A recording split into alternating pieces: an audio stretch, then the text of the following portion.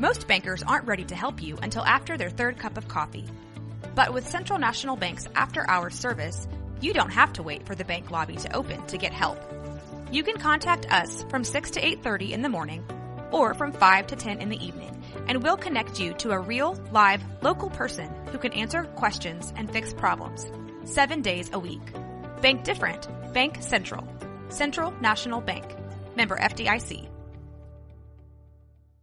This is Amy Poehler. My new movie, Disney and Pixar's Inside Out 2, is coming to theaters June 14th, and it's making me feel joy and sadness and anger, definitely some disgust, and I think a little fear.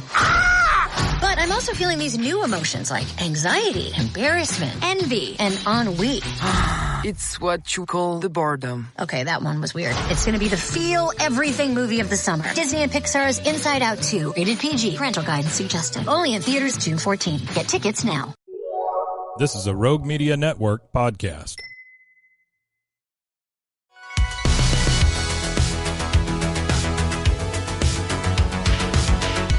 Welcome back to another episode of No Waco. This is your host, Debbie.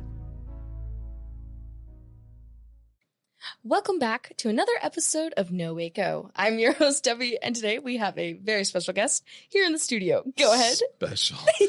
And introduce yourself. Hi, my name is Michael McBrine. Yeah. Which camera do I look at? What do you do? Corner. This one? Hi, my name is Michael McBrine. We have a comedian on the show, literally. Where? So tell me what you do. Am I still one of those? Maybe. I don't know anymore. I don't know. What do you do? I do so many things. It feels like, what's that expression? Be a master of none and be good at everything. Yeah, I love that. I'm working on the second part right now. I've got the first master of none. I've got that down. It's the second part I'm working on. I run Slapsticks Entertainment, which we put on trivia shows, live music bingo, improv comedy. I'm boring myself. Stand-up comedy, just any kind murder mystery dinners. Murder mystery dinners. And for some reason, DJing at weddings now. I love that. I've been approached by multiple people to come DJ their wedding. And I'm like, okay. I'm in. I don't know what I did to make you. I'll take the gig. Sure. Love that. Love it. But I don't know. It's just funny to me that people have approached me and I'm like, okay, cool. No, I did stand-up comedy for several years. And, it's so unrewarding and a lot of hard work. Are laughs not enough for you? Money. Is what I'm really after. Dang. And you can't pay your bills. I currently live in a city where the stand-up comedy scene is kind of not. I was the stand-up comedy scene for a minute, for a hot minute, for years. Yeah. And then a couple of guys came, and then they were like, "Hey, I'm doing stand-up in Waco. I'm gonna make it happen." And I'd sit back and watch, and then they'd try for a couple of years, and they'd disappear. It's nothing against Waco. It's just a population thing, We just don't have funny people here, right? Well, no, it's not even that. We have a lot of funny people here. I always said Waco, as far as just talent, homegrown talent, Waco could give any other city in this state a run for its money. It's just that. It's just we have kind of the population working against us, and that's unfortunate. But it is what it is. I'm in a band now. Wow. I've been focusing more on, wow. That sounded so fake. No, I'm in a band now. They were called The Revenge Business. You can look us up on Facebook and Instagram. On Facebook, it's just The Revenge Business. On Instagram, it's _revenge_business because it used to be The Revenge Business. And then I was hacked is what it was. Someone took my... Oh, you have to put official now. So now it has to be the _revenge_ oh, no, business _official _ We should have just called the new handle that, the official. I don't know, that's just too much. Just the _revenge _business. And what kind of music do you guys do? That is a question we get asked all the time. And that is a it question. dad rock? I don't even know what that is. That's what the kids call I it. haven't seen that channel on Sirius okay. XM, Dad. But we get asked that question all the time, and we are still not exactly sure how, because we do so much of every little thing. I don't know. We do everything from classic rock like Aerosmith, AC/DC sounding. Even though we do covers, I'm talking about our original songs. We kind of lean to more of the classic, although we do a lot of alternative sounding things too. What it comes down to is my guitar player is much more old school, like Stevie Ray Vaughan, that kind of genre. Whereas I was, 90s alternative is my jam. I so love that. We kind of meet halfway in the middle. So some of our stuff sounds, and even then combined, we do some songs that don't sound like either genre. It's kind of more of the punk, and I don't know. It's just all rock and roll. And we haven't ever really tried to be in a genre or not. Just whatever rocks, we try. We try our best. I love that. We've been playing for the band started technically at the end of 2021. Okay. But we didn't do our first gig till the end of 2022. Wow. And then 2023, we had drummer issues. Everybody has drummer issues. That's what I was about to say. I think technical difficulties. So we took a few months off for that. So really, we've been together. My guitar player and our bass player, we've been together for a year and a half, 2 years.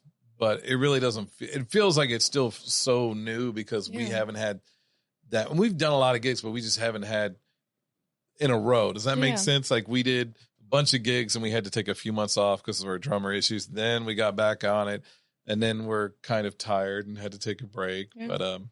But we like playing. And there's nothing. Let me tell you something. Let me tell you something, Debbie. Did you introduce yourself? You introduced me. Okay, I said who I'm I sorry. was. You were asleep. I can I was probably the boring part. I'm sleep deprived. I'm sleep deprived from watching Godzilla films with my son last night, and that's why I'm very nervous to be in a tall building right now. No kaiju. We're on a kaiju looking alert. over my shoulder for somebody to come attack. But I will say this about playing in a band, live music. It feels so much better than doing stand-up comedy. Really? Like it is stand-up comedy. You don't have to talk usually.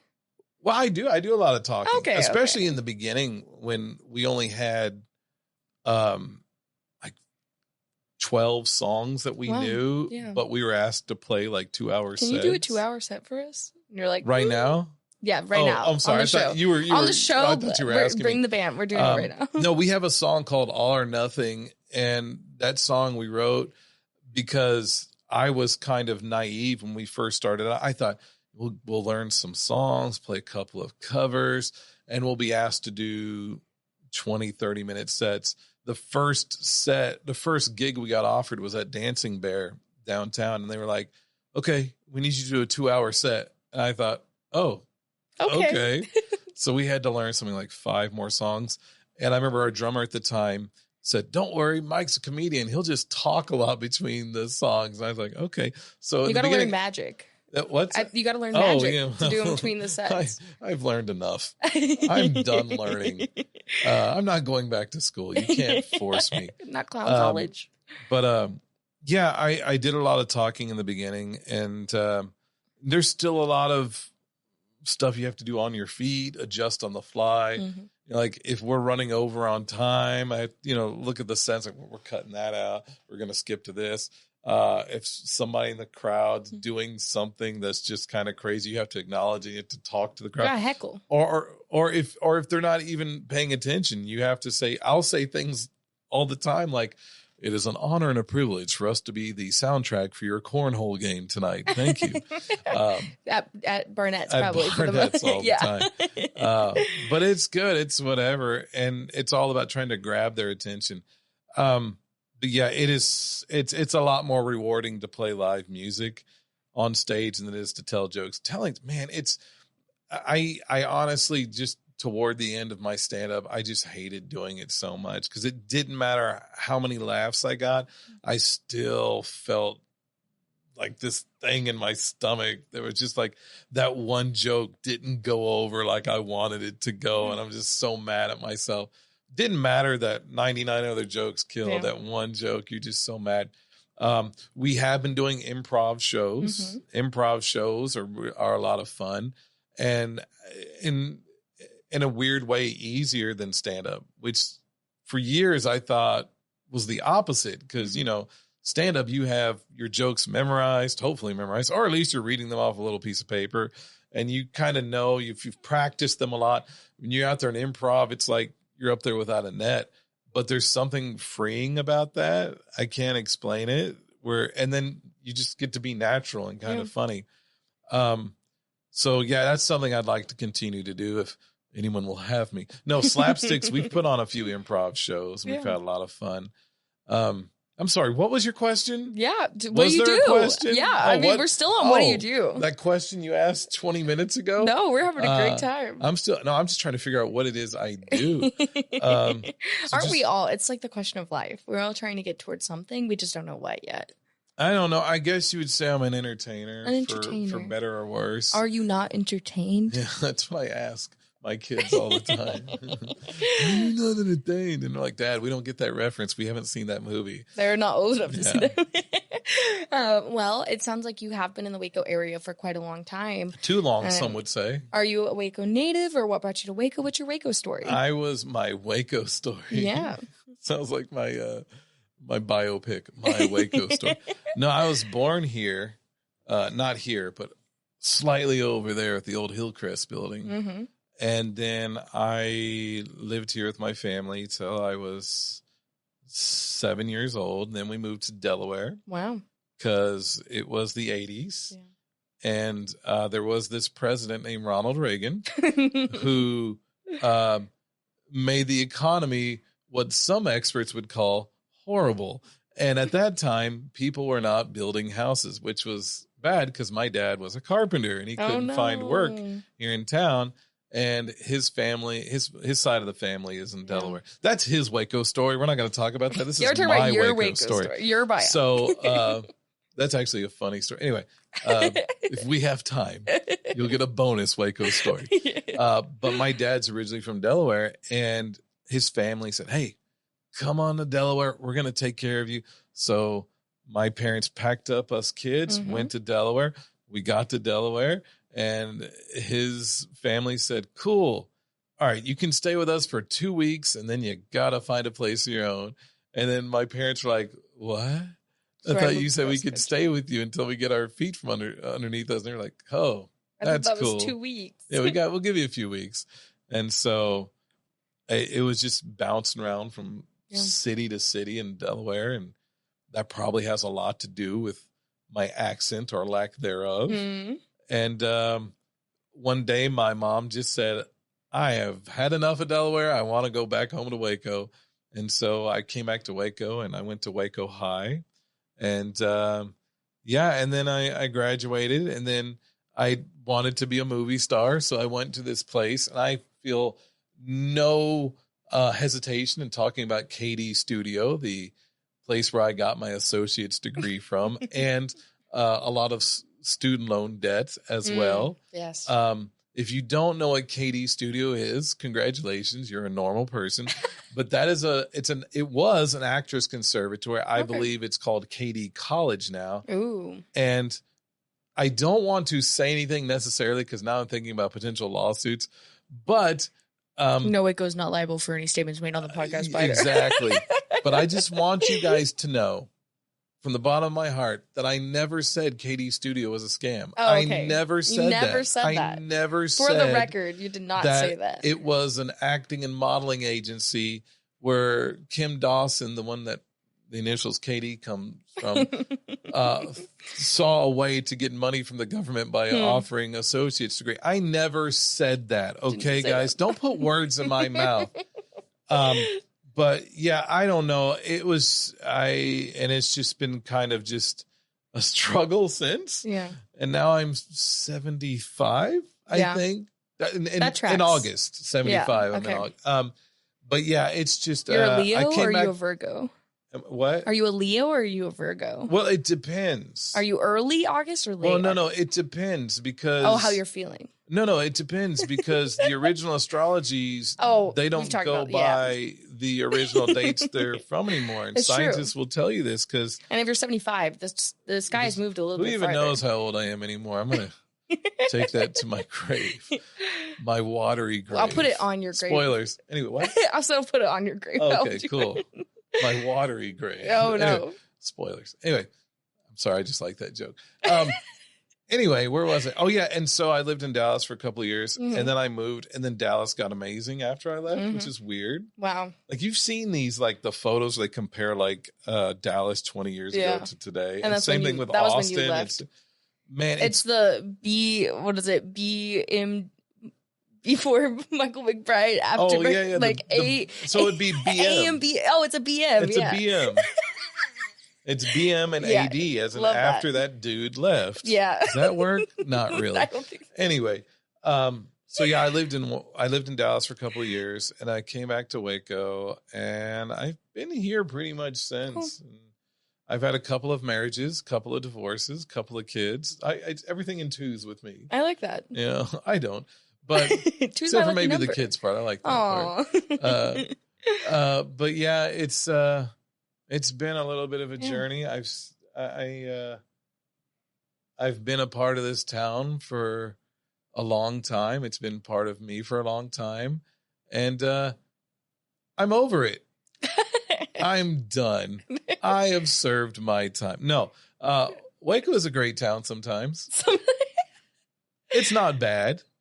It's just what really, if we can get real here for a moment. Yeah, we can get philosophical. All right.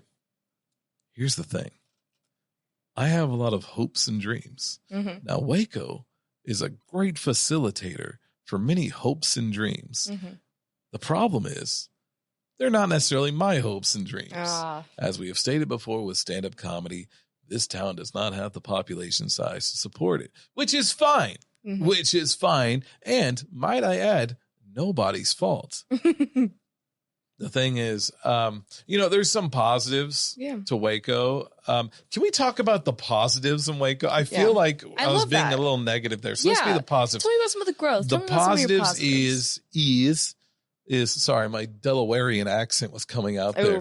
The positives is we are kind of centrally located to some other major cities. Amazing. So couple of hours away from Dallas.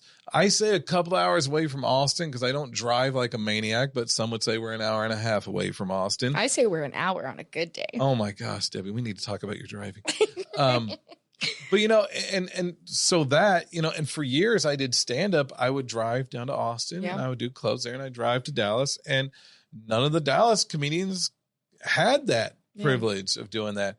And it's just the same thing. If you want to go out on a Saturday night, hey, let's go up to Dallas or let's go down to Austin. And, people in other cities don't really have that option. Another thing, and this is possibly my favorite thing about Waco, Texas, is that for the most part, with the exception of the Dr. Pepper Museum, parking is free here in the city. It's true. It is great. And I think here's what we need to do. First of all, other cities, take note. Stop, because you were like, oh, gosh, I've been doing a lot of traveling for Slapsticks, trying to establish more places for my empire. And I have to park. I have to pay to park everywhere. It's so dumb. It's so you either had to pay to park or drive around for a while to find a place. It's annoying. Same thing with Dallas. It's all $5 to park here. If I literally get $10. Away with not spending $20 on parking in a day, going to Austin or Dallas, I think it's a good day. It's ridiculous. And I'm proud to say that it's a scam. Yeah. You can quote me on that. Dallas, Austin, Houston, whatever, San Antonio, your pay for park is a scam. You're trying to squeeze people out of all their money. And it's especially what you're doing is the tourists is what you're doing, because the locals there know the spots to park. But if you're not from those cities, you don't know. And it doesn't. And driving is already scary. It's to paraphrase Eminem from the song "Stand." That's the kind of stuff that makes me think we shouldn't meet each other. Dang. I don't know. That's not the exact line. Snaps.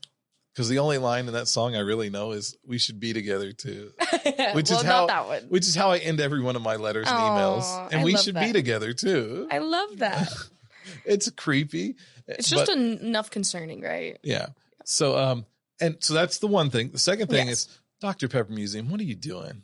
What are you doing? How are you for years? You guys were doing fine and now you're charging to park. I don't want to take my kids there.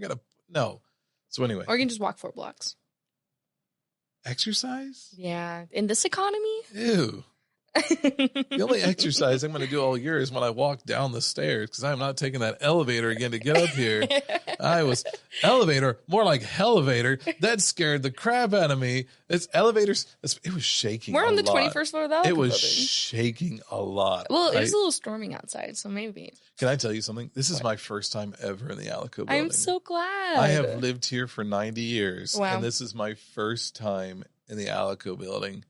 And let me tell you what a joy it is. This is actually my first time being this high up in the air in a long time. Yeah. Oh, we were talking about that. So I'm glad you're getting over your fear, you know? Oh, no, it's still there. Oh, it's deep in your pit of This your... is what's called a mask. Oh. What I'm doing. Okay. Deep down, I am shaking. Quaking. I'm quaking. Like the elevator. Don't say quake.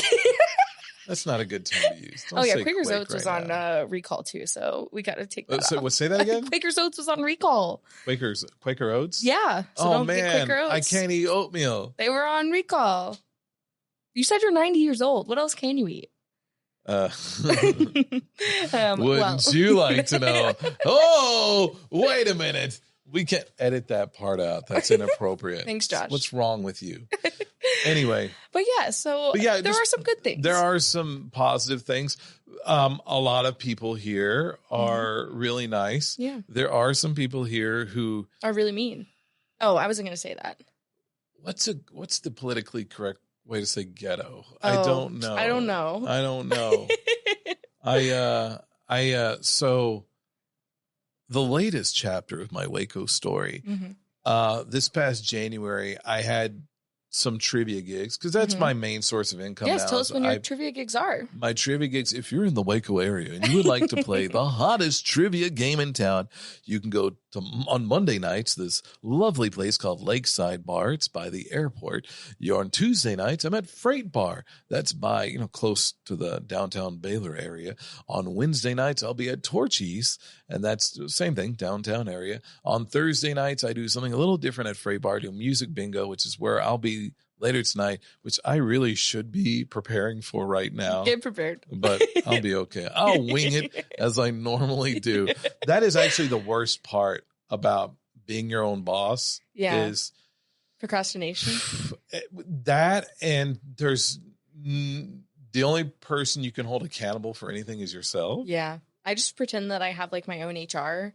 And then I'm like, oh, yeah, she's going to get me for that. And I'm glad I brought this up to you because I think you can relate to this. It's like when you don't get something done, you're just like, I have no one else but to blame. Like, it's just myself. Why did I watch that movie? Why did you stay up until 2 a.m. watching Godzilla? It happens. Why did I play PlayStation last night? Why did I do this?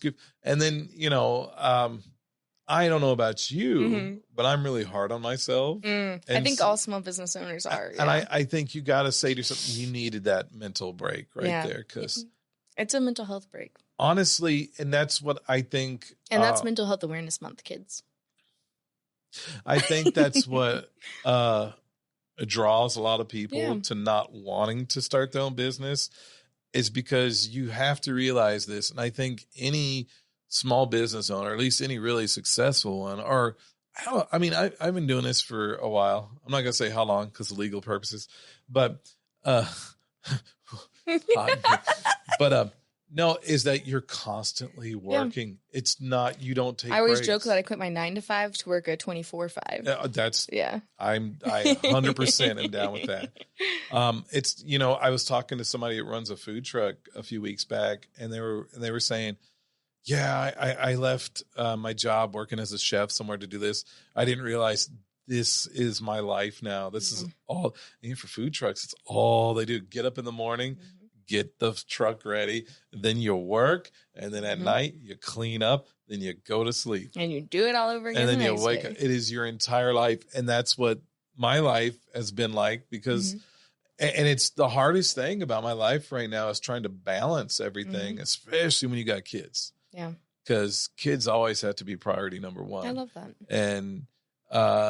And when there are times when I have so many gigs that I have less time for them, or if dad is like today exhausted and had to work on his music bingo show tonight, I said, you guys, why don't you guys play a video game? And you hate it. You hate it because you don't get to spend that quality time with your kids. Yeah. But that said, just having them near is enough sometimes. That's enough to make me happy. I heard someone on the radio say that a while back because they were talking about their kid came home from spring break from college. And they were asking, well, what'd you do with your daughter when she came back? And he goes, nothing. She stayed in her room. I stayed in mine. And it was great. And they were like, what are you talking about? It was just great to have them under the same roof. And now that I have kids, and now that I was thinking about it, I know exactly what that's like. Yeah. It's like, I don't care what you're doing, because honestly, my daughter's 12 now, and she's all about making YouTube videos on her phone. I love that. You know, she gets her editing. She needs to start doing stuff for me because she's getting to be a whiz at the editing videos. You got to get is that Gen Alpha or is that 12 and under? Gen A? Are they Alpha generation? I don't know what they are. Because they're not Gen Z. I think they're Gen Alpha. Can I say something? So all growing up, I was Generation Y. Yeah. And even though I think all the people my age hated that because first of all, it was just, you know, a pale copy, or what's the word? It's like an imitation of Generation X. It's like, it's just, you know, it's like being in Generation X's shadow. It's like, okay, you're Generation Y. Yeah. and then somewhere along the way, we turned into millennials. Yeah. And then we were told we were too old to be millennials. And then I'm a cusper. From Gen Z to millennial. Then and then somebody tried to call us Zennials. I can't stand that. That's what people no call one me. liked that. They were like, that is dumb. They called us Zennials for a while, and now and then they're like, screw it, you're Generation X. Yeah. I was like, well, wait a minute. I was never Generation X growing up. Now I am one. That doesn't seem fair. If I was going to be Generation X, I would have owned it. You know. Anyway, I don't know. Yeah. So I don't know what I am. I don't know what my kids are. I don't know why it's important. Yeah. Other than they're not boomers. I love that. And as long as you're not a boomer, you're good. Honestly, and that's all that matters in this life is that you're not a boomer. Or a Karen. You know what was funny was boomers at one point, they were like the ones who were supposed to save everything. You know, they were the hippies and the ones that fought against the establishment and the ones that were going to make positive change. And then like, I don't know if it was the 90s or the 2000s, they suddenly became the people that are holding back everybody else. I think it was a 2008 economic recession, to be clear. But I don't know. Maybe not. It's this weird thing where when you're young and it's just not. Did we get the high sign?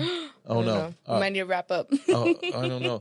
It just seems to be like this thing when you're young. You kind of, you know, you're the innovators. You're the progressive. You're the one that makes change, and then you make the change, and then the next generation comes along, and they're trying to make their own changes, and the previous generation goes, "Well, wait a minute, we don't like that.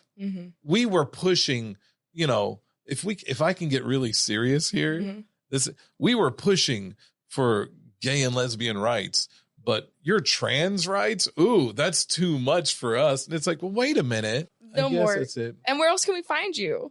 So tell us all things where we can find you, find more information about you. Just don't even look for me.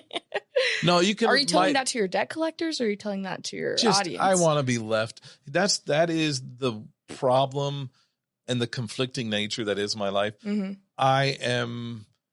I feel like the best way I can contribute to society is with entertainment. Whether you're laughing at me or with me, I don't care as long as you're laughing. But at the same time, I want to be left alone. It's really weird. And I think there's a lot of people out there like that. But no, the Revenge Business is the band. Slapsticks Entertainment is my trivia, entertainment company, whatever you want to find it. You can find it on there. I'm sure, you know what? I believe in you. You don't need a website or any kind of handle. You could look it up and find it. Unless you're a boomer, then what are you even doing watching this show or listening? Do they listen to podcasts? Who knows? I think the analytics will ask. I think they do, so they can find new stuff to complain about. Yeah. Well, is there anything else you would like to complain about or share with our listeners today? I don't know. I'm being rushed out of here. So who knows? No, I don't know. Vote, don't vote. Who cares? Eat right, exercise, don't. Who cares? I don't care. Anyway, just be happy. Honestly, guys, just be happy. You know, and don't bother or hurt other people. That's the other thing too. Love that. Be happy and just leave people alone. Leave people alone. If you disagree with their life or whatever, just leave. Okay, we got to get out of here. We're the cops are here to take me away, so they're telling us to leave. Well, thank you so much for coming on today. Thank you for having me. This was delightful. Revenge Business. The Revenge Business. And Slapsticks coming to Comedy. a stage near you. Slapsticks. Coming to a stage near you as well. Yeah, sure. Check it out. Okay, I will. I'm going to do that right now. I'm going to do that right now. I'm going to look me up right now. Do you never Google yourself? Oh, not in public. Ooh. We're done. Yay, we did it. We're done. Yay.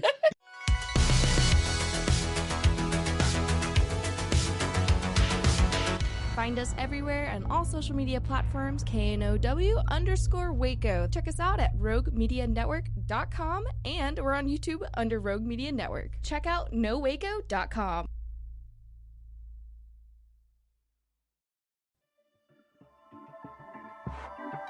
This has been a Rogue Media Network production.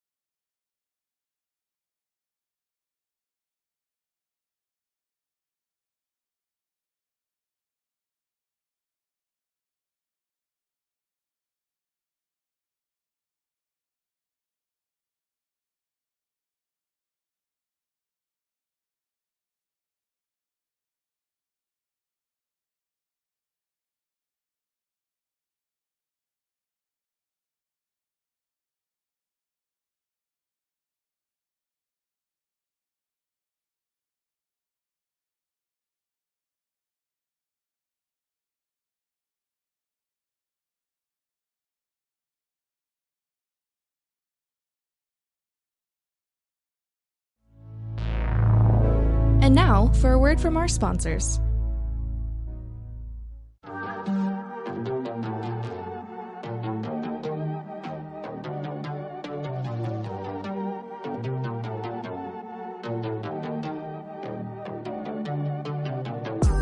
Hey y'all, I'm April. Hi, I'm Caroline. And we have a new podcast for you. What's it called, Caroline? Bloody Happy Hour. It's going to be your new favorite guilty pleasure. We're going to talk about some bloody stuff. Serial killers. True crime. Rapists. Why not join us? We'll have a good time. You literally never know. I don't know what I'm going to say. Bloody Happy Hour. Apple Podcasts, Spotify, or wherever you listen to podcasts. Hey, I'm Blair. And I'm Brittany. And we're the host of By the Cover Podcast. We cover everything from mysteries, thrillers, romance, chick lit, and even some smut. Don't forget the smut. Yeah. We're so excited to get this thing going and share this with you guys. We've been talking about this for months, and it's finally happening. Yes. Special shout out to Rogue Media for helping us with this. For sure. For sure.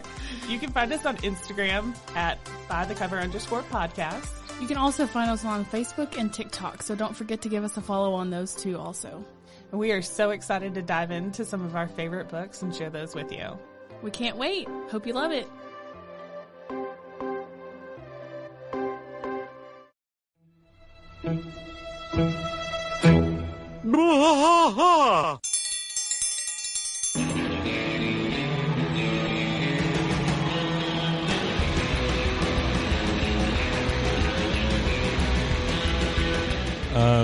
What are we doing here, Rusty? What are we going to do?